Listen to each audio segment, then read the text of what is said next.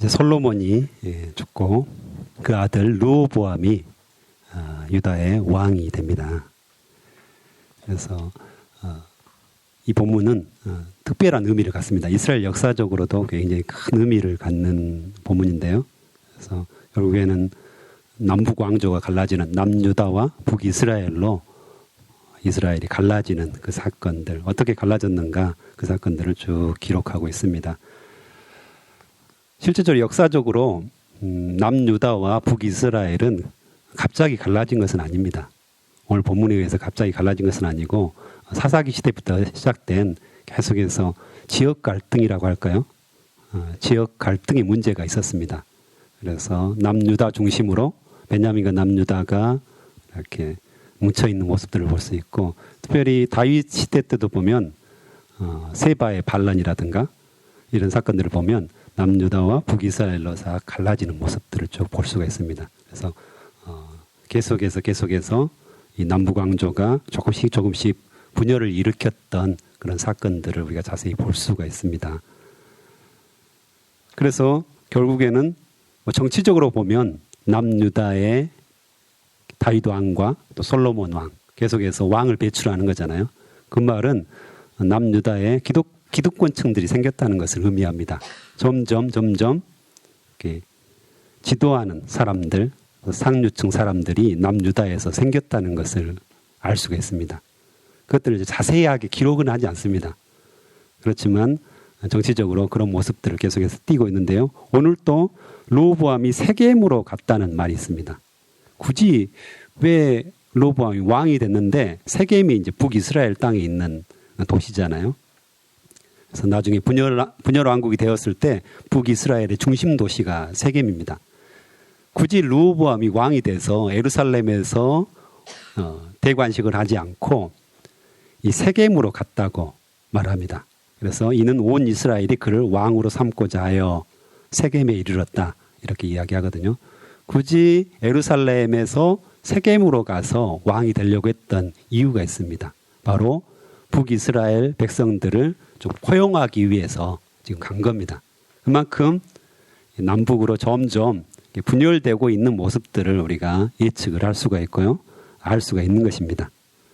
그래서 그곳에서 여로보암과 이스라엘 백성들이 나와서 요구를 하는 것이죠. 뭘 요구하죠? 우리의 멍에를 가볍게 해달라. 솔로몬 시대에 건축을 많이 합니다. 무려 20년 동안 했다고 성경은 기록을 하고 있는데요. 20년 동안 성전과 왕궁을 건설을 했고요, 건축을 했습니다. 거기다가 플러스 알파로 병거성, 국고성, 또 마병들의 성까지 계속해서 건축을 했습니다. 건축을 했다는 말은 세금이 들어갔다는 말입니다. 많은 돈이 투입된 거죠. 그리고 그 당시에 요즘처럼 기계가 있는 것이 아니니까 다 손으로 사람들의 인력을 써서 했기 때문에 노역이 심했다는 것을 알 수가 있습니다. 그래서 계속해서 건축을 했고 부여했던 만큼 사람들이 세금을 많이 내야 됐고 또한 노역을 많이 해야 됐습니다. 그래서 그것이 고역과 매우 무거운 멍에였다, 이렇게 분명하게 이야기를 하고요. 그래서 이 여로보암과 북이스라엘 사람들은 그것을 가볍게 해달라, 이렇게 요구를 하고 있습니다. 르호보암에게. 그러면 우리가 왕을 섬기겠다, 이렇게 이야기를 하죠. 그래서 르호보암은 3일 후에 다시 와라, 이렇게 이야기하고요. 계속해서 6절부터 보면 첫 번째는 그의 아버지 솔로몬의 생전에 그의 앞에 모셨던 원로들과 의논을 합니다. 그래서 원로들의 의견은 그들을 후대해라. 역대 상하는 열왕기 상하하고 이렇게 거의 사건들이 일치합니다. 그래서 열왕기 상하를 이렇게 함께 보면 참 좋은데요. 열왕기 상하에서는 이 대목을 12장 7절에서 나타내는데, 원로들이 대답하여 이르되 왕이 만일 오늘 이 백성을 섬기는 자가 되어 그들을 섬기고 좋은 말로 대답하여 이르시면 그들이 영원히 왕의 종이 되리이다. 이렇게 표현합니다. 그래서 후대한다는 말을 섬기는 것으로 표현합니다. 그래서 포용을 해달라 이거죠. 북이스라엘 사람들이 지금 굉장히 불만이 높으니까 포용을 해달라 이렇게 이야기합니다. 물론 이건 완벽한 실제로 해답은 아니었습니다. 왜냐하면 이 솔로몬 생전에 그 앞에 모셨던 이 원로들, 이 사람들은 기득권층에 해당됩니다. 실제로는. 그렇죠? 자기들이 유다 족속을 통해서 굉장히 높은 지위와 또한 부를 누렸던 사람들이기 때문에 임기응변적으로 지금 북이스라엘 사람들이 굉장히 불만이 높으니까 좀 달래줘야 된다. 임기응변적으로 좀 달래줘서 이 순간을 넘겨야 된다. 이것을 지금 주장하고 있는 것입니다. 그래서 근본적인 해결책은 아니죠. 그래서 우리가 종종 이렇게 가볍게 쭉 읽다 보면 이 르호보암이 이 원로들의 말을 따랐으면 더 좋았지 않을까 이런 생각들을 하는데 실제로 좀 더 깊이 들여다보면 임기응변에 해당되는 거지 근본적인 해결책이 될 수가 없었습니다. 또 르호보암은 다른 부류 자기와 함께 자라난 젊은 신하들과 의논을 합니다. 젊은 신하들은 굉장히 교만하죠. 마치 이 다윗과 솔로몬의 업적을 자신들이 이룬 것처럼 생각하면서 강하게 더 이렇게 억눌러야 된다 이렇게 의견을 냅니다. 그래서 결국에는 르호보암은 젊은 신하들의 의견을 따르죠.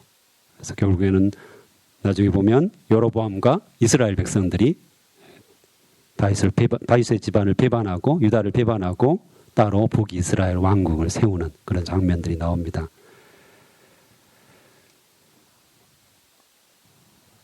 여기서 르호보암은 선택을 했어야 된다고 생각됩니다. 그냥 가볍게 생각하면 원로들의 말을 들을 것인가 젊은 신하들의 말을 들을 것인가 이렇게 선택의 기로에 섰다 이렇게 우리가 평가를 할 수 있는데 그렇지만 이 역대상하의 에스라 저자가 에스라잖아요. 에스라는 좀 더 생각이 있었던 것 같습니다. 에스라에게 있어서 모델 왕, 하나님의 모델 왕, 하나님께서 세우신 모델 왕은 다윗이었습니다. 그래서 다윗의 분량이 상당히 길죠. 그래서 다윗을 따라가는 것이 그 후대 왕들이 살아가야 할 모범이 모델을 따라가는 삶이라고 생각했던 거죠. 그래서 다윗이 굉장히 중요했습니다. 다윗을 통해서 이 이스라엘 민족을 부흥시킬 것이고 또한 종교적으로 신앙 공동체가 회복될 것이라고 분명하게 확신을 하고 있죠. 그래서 나중 왕들을 계속해서 기술을 하면서 다윗의 길로 행했다라는 구절들을 많이 씁니다. 실제로. 그래서 다윗을 모델로 따랐느냐 아니면 따르지 않았느냐 아합의 길로 갔느냐 따르지 않았느냐는 아합의 길로 갔느냐 여로보암의 길로 갔느냐 이것을 계속해서 언급을 합니다. 그걸로 봐서는 르호보암이 한 잘못이 있습니다. 이 잘못을 인하여서 남북왕조가 갈라지니까요. 르호보암이 첫 번째 했어야 될 일이 뭘까? 중요한 대목이죠. 원로들을 찾는 것도 아니었습니다. 젊은 신하들을 찾는 것도 아니었습니다. 에스라의 관점에 의하면 다윗의 모습을 닮아간다. 이 모습은 뭘까요? 하나님을 먼저 찾지 않았다. 이게 이 르호보암의 잘못이었고 죄였습니다. 다윗은 어땠나요? 블레셋이 쳐들어왔을 때 저희가 나가 싸울까요? 말까요? 심지어는 이 전쟁의 문제까지도 철저하게 하나님께 묻습니다. 적군이 쳐들어왔는데 지도자가 뭘 해야 되나요? 한가하게 기도하고 있어야 되나요? 세상적으로 생각하면 당장 군대를 동원해서 어떻게든지 최대한 빠른 시간에 가서 대적하고 막아야 되잖아요. 그런데 다윗은 한가하게 기도하고 있습니다. 세상 사람들이 생각하기에 한가하게 기도하고 있는 겁니다. 시간을 지체하면서 우리야 하나님을 절대적으로 신뢰하는 사람들이야 생각할 때 하나님께 의지하고 하나님만 붙드는 것이지만 세상 사람들이 생각하면 1분 1초가 지금 아까운 시간에 빨리 군대를 모으고 군대를 정비해서 쳐들어온 적군들을 대적해서 싸워야 되는데 다윗은 한가하게 기도하고 있는 모습입니다. 그런데 성경은 그것을 굉장히 또한 하나님께서는 그것을 굉장히 높이 평가하십니다. 그래서 그것을 승리의 비결로 기술을 하고 있죠. 하나님께서 하셨다는 것입니다. 다윗이 적군이 쳐들었음에도 불구하고 철저하게 하나님께 묻고 하나님께 나아갔던 이 모습이 다윗이 승리할 수 있는 비결이었고 다윗이 강대한 나라를 이룰 수 있는 비결이었다. 하나님께서 그렇게 하셨다 이야기하는 것입니다. 당연히 손자인 르호보암도 무릎 꿇고 주님께 물었어야 되는 거죠. 하나님께 나아가서 하나님 이렇게 북이스라엘의 백성들의 원성이 높고 이 나라가 갈라지게 되었는데 지금 세겜에 갔다는 것은 그것을 이미 르호보암도 인식하고 있었다는 것입니다. 자칫 잘못하면 지금 이 지역 감정에 의해서 오랫동안 축적된 이런 갈등에 의해서 폭발하면 남북으로 갈라질 수 있다는 사실들을 분명하게 인식을 하고 있었다는 것입니다. 굳이 세겜을 갔다는 그 기록이 나오는 거죠. 그래서 그것들을 놓고 이 문제 굉장히 복잡한 문제잖아요. 굉장히 복잡한 문제예요. 우리나라도 역시 마찬가지예요. 동서로 갈라지고 남북으로 갈라진 거 이거 쉽게 해결될 문제가 아니거든 실제로. 굉장히 복잡하고 굉장히 민감한 문제이기 때문에 그렇다면 왕으로서 이 문제 자기의 지식으로 해결할 수 없는 지혜로 해결할 수 없는 이 문제를 겸손하게 무릎 꿇고 주님 앞에 나아갔어야 되는데 르호보암은 사람을 의지합니다. 이게 큰 실수죠. 큰 잘못이고 하나님 보시기에 큰 죄였다. 이렇게 이야기가 됩니다. 우리 인생에 있어서도 많은 어려움들이 있습니다. 그렇죠. 결정해야 될 일들이 늘 우리 앞에 산적해 있습니다. 개인적으로도 그렇고요. 우리 민족적으로도 그렇고요. 그럴 때마다 우리가 어떻습니까? 여러분은 어떻습니까? 근데 생각해 보면 참 우리 마음대로 하는 경우가 너무 많습니다. 실제로 우리의 경험대로 결정을 합니다. 그리고 이 일을 쳐놓고 나중에 기도합니다. 안 풀리는 거죠. 내 마음대로 풀리지 않으니까 그때서 이제 울고 불고 주님 어찌하여 이러십니까? 왜 나에게 이런 시련을 주십니까? 자기가 다 결정해 놓고 내 모습도 그럴 때가 참 많다는 것을 느낍니다. 그래서 이미 결정을 다 했습니다. 이미 그 길로 가기로 결정하고 가고 있는데 하나님의 의견, 하나님의 뜻, 하나님의 생각은 안중에도 없습니다. 이럴 때가 너무 많다는 것을 우리가 알 수가 있죠. 그래서 개인적으로나 민족적으로나 우리가 어려움에 당했을 때 또한 우리가 무엇을 결정하려고 했을 때 하나님께 나아가는 것 이것이 얼마나 중요한가 이것을 오늘 르호보암의 삶을 통해서 또 이스라엘의 이 상황을 통해서 우리가 알 수가 있습니다. 다윗이 하나님의 마음에 합한 자로 칭송을 받는 이유는 여기에 있습니다. 늘 하나님께 질문했다는 거죠. 제가 어떻게 해야 될까요? 제가 무엇을 해야 될까요? 어떤 마음을 품어야 될까요? 그로 말미암아서 응답받았던 이 다윗의 모습을 우리도 늘 기억해야 합니다. 지금 세계적으로도 코로나19 때문에 많이 어려움을 겪고 있는데요. 이때 정말 하나님을 두려워하고 하나님을 경외하는 자들, 하나님의 뜻을 믿는 자들 이런 사람들은 하나님께 무릎을 꿇어야 된다는 거죠. 하나님, 우리가 어떻게 해야 합니까? 특별히 그리스도인들이 이 역할들을 담당해야 되는데 그래서 우리가 예배가 필요하고 모임이 필요하고 기도가 필요하고 하나님 앞에 나아가는 것이 필요하다는 것입니다. 하나님께서 역사하신다는 것입니다. 우리가 아무리 대책을 세우고 사회적 거리두기를 하면서 여러 가지 좋은 의견과 지혜와 명철과 지식을 동원해도, 경험을 동원해도 해결될 문제가 아니라는 거죠. 한계가 있는 것입니다. 결국에는 하나님께 무릎 꿇고 하나님께 나아가는 자가 승리하는 것이고, 그가 바로 역사의 주인공이 되는 것입니다. 그래서 저는 기도하는 자들, 새벽에 기도하는 자들, 주님의 골방에서 간절히 기도하는 자들, 이 사람들이 세상을 움직인다고 저는 평가합니다. 성경도 동일하게 그 평가를 내립니다. 우리가 기도하면 하늘문이 열리고요, 우리가 기도하지 않으면 하늘문이 막힙니다. 그래서 내가 잠시 무릎 꿇고 주님 앞에 기도하는 거, 이 자체가 결코 소홀히 할 것은 아니라는 것이죠. 엄청난 일입니다.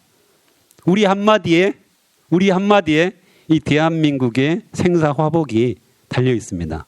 믿습니까? 우리 기도 한마디에 이 세계 질서가 바뀝니다. 엄청난 일이죠. 그만큼 권세가 있고 우리의 기도는 능력이 있습니다. 세계를 통치하시는, 온 세상을 통치하시는 하나님과 대면하여서 지금 기도하고 있으니까요. 우리 기도를 들어주신다고 했으니까요.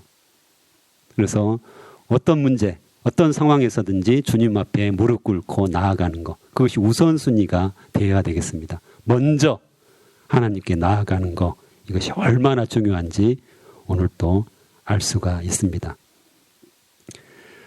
또한 15절에 보면 이런 구절이 나옵니다. 왕이 이같이 백성의 말을 듣지 아니하였으니 이 일은 하나님께로 말미암아 난 것이라. 여호와께서 전에 실로 사람 아히야로 하여금 느밧의 아들 여로보암에게 이르신 말씀을 응하게 하심이더라. 아멘. 이것은 왕상 11장에 나오는 말씀인데요. 하나님께서 선지자 아히야에게 나타나셔가지고 여로보암에게 기름을 부어라 이렇게 말씀하십니다. 그래서 북이스라엘 족속 10지파를 여로보암에게 넘겨줍니다. 실제로 하나님께서 예언을 하시는 거죠. 아히야를 통해서 예언하셔가지고 이렇게 여로보암 너를 왕으로 삼아서 북쪽에 이스라엘 10지파를 너에게 주겠다 이렇게 말씀하시면서 그 이유에 대해서 이야기를 합니다. 그냥 괜히 준 게 아니라 그 이유에 대해서 분명하게 이야기하시는데요. 그 이유가 솔로몬이 우상 숭배를 했기 때문에. 솔로몬이 통치를 잘하잖아요. 하나님의 전을 건축하고 통치를 잘하는데 결국에는 주변 나라들과의 정략 결혼, 그렇죠? 군사력을 튼튼하게 하기 위해서, 외교를 튼튼하게 하기 위해서 주변 나라들의 공주들을 다 부인으로 받아들입니다. 그런데 그 공주들이 하나같이 우상을 들고 들어옵니다. 그래서 말년에 이스라엘 땅에 우상들이 가득하게 되는 거죠. 그 공주들을 위해서 신상들을 세웁니다. 그래서 솔로몬은 처음에는 좋았는데 말년에 망한 케이스입니다. 실제로. 그래서 하나님께서 분명하게 솔로몬에게 그 말씀을 하시는 거죠. 네 우상 숭배 때문에 네 아들 때 나라가 갈라질 것이다. 이렇게 이야기를 하시는데요. 이걸 통해서 보면 다윗도 물론 죄를 지었었죠. 밧세바를 취하잖아요. 그런데 철저하게 회개하는 모습을 보여주는 거죠. 솔로몬이 그 모습을 봤을 거예요. 그렇죠? 또한 솔로몬의 우상 숭배, 이것도 르호보암이 봤을 거라는 것입니다. 물론 나라는 굉장히 강성했고 하나님의 말씀은 풍성하게 가르쳐졌고 했지만 결국에는 이 솔로몬의 우상 숭배 죄로 말미암아서 르호보암이 영향을 받게 되는 거죠. 그걸 보고 자란 르호보암, 점점 신앙의 유산들을 제대로 배울 수 없었다는 것들을 우리가 알 수가 있습니다. 그래서 신앙의 유산을 다음 세대에게 전수하는 것은 참 중요합니다. 보고 배운다는 거죠. 우리의 자녀들이 우리의 신앙을 보고 배웁니다. 저도 요즘 굉장히 두렵고 떨림으로 신앙생활을 하고 있습니다. 아이들이 사춘기가 되면서 점점 뭔가 반기를 드는 듯한 느낌이 들어요. 그래서 때로는 교회에 가기 싫어요 라고 표현도 하고요. 큐티를 하기 싫다, 학가들 하기 싫다, 이런 어떤 모습들을 계속해서 보여줌으로 말미암아서 나는 어떻게 본을 보이고 있는가, 내가 믿고 있는 하나님 제대로 자녀들에게 전수되고 있는가, 이것들을 점검하는 계기가 됩니다. 그래서 철저하게 무릎 꿇고 철저하게 회개하지 않으면, 우리가 죄악된 모습으로 계속해서 살면 자연히 우리 자녀들도 그것을 보고 배운다는 것이죠. 그래서 말을, 우리의 좋은 말, 하나님을 믿어야 돼, 하나님은 사랑이셔, 하나님이 너희를 보호하실 거야, 말은 잘하는데 우리 삶이 그렇지 않아요. 좋은 말은 다 아는데 결국엔 실질적으로는 무신론자, 이 모습을 가지고 산다면 자녀들은 그 모습을 본다는 거죠. 우리의 말을 따라서 사는 것이 아니라 우리가 어떻게 믿음으로 사는가, 신앙생활을 어떻게 진짜 살아계신 하나님을 믿고 사는가를 보고 배운다는 것입니다. 그래서 다음 세대에게 이 신앙을 전수하기가 그만큼 어려운 거죠. 아시잖아요. 여기 있는 분들 다 공감하시잖아요. 그래서 정말 철저히 무릎 꿇고 회개하고 기도하면서 나의 삶이 변화되기를 하나님 앞에서 간구하지 않는다면 우리 자녀들은 결코 하나님 안에서 뿌리 깊은 신앙생활을 하지 못할 거라는 거죠. 우리가 이미 알고 있습니다. 그래서 우리가 기도할 때마다 날마다 우리를 쳐서 복종시켜야 되는 거죠. 기도하고 또 살고 기도하고 또 믿음으로 살려고 애를 쓰지 않으면 안 된다는 것이죠. 그것이 또 하루아침에 금방 나 변화될 거야 하고 결심했다고 해서 변화되는 것도 아니잖아요. 우리의 삶의 습관이 있어요. 신앙생활의 습관이 있거든요. 자세히 한번 살펴보고, 주님, 제가 뭘 고쳐야 될까요? 제가 어떻게 주님을 바라봐야 될까요? 날마다 기도하면서 조금씩 고쳐나가는 그런 삶에 계속해서 과정들이 되었으면 좋겠습니다. 그래서 오늘 이 르호보암 왕을 살펴봤는데요. 르호보암 왕은 먼저 하나님께 물었어야 된다는 것이죠. 그것을 잘못함으로 말미암아서 남북이 갈라지는, 또한 다윗과 솔로몬, 르호보암으로 이어지면서 신앙의 유산들, 이것이 조금씩 뭔가 하나님의 의도대로, 하나님의 뜻대로 되어지지 않은 것을 우리가 볼 수가 있습니다. 철저하게 무릎 꿇고 철저하게 하나님만 바라봤어야 되는데 죄가 들어오고 그것들을 제대로 회개하지 않음으로 말미암아서 자녀들에게 계속해서 잘못된 믿음의 유산들이 흘러갔음을 우리는 살펴볼 수가 있었습니다. 결론적으로는 남북 왕조가 갈라지게 됩니다. 비극이죠. 그래서 이후로 굉장히 어려움들을 겪게 되는, 이스라엘 민족이 어려움을 겪게 되는 그런 역사들이 계속 되어집니다. 함께 오늘 말씀을 가지고 기도를 하겠습니다.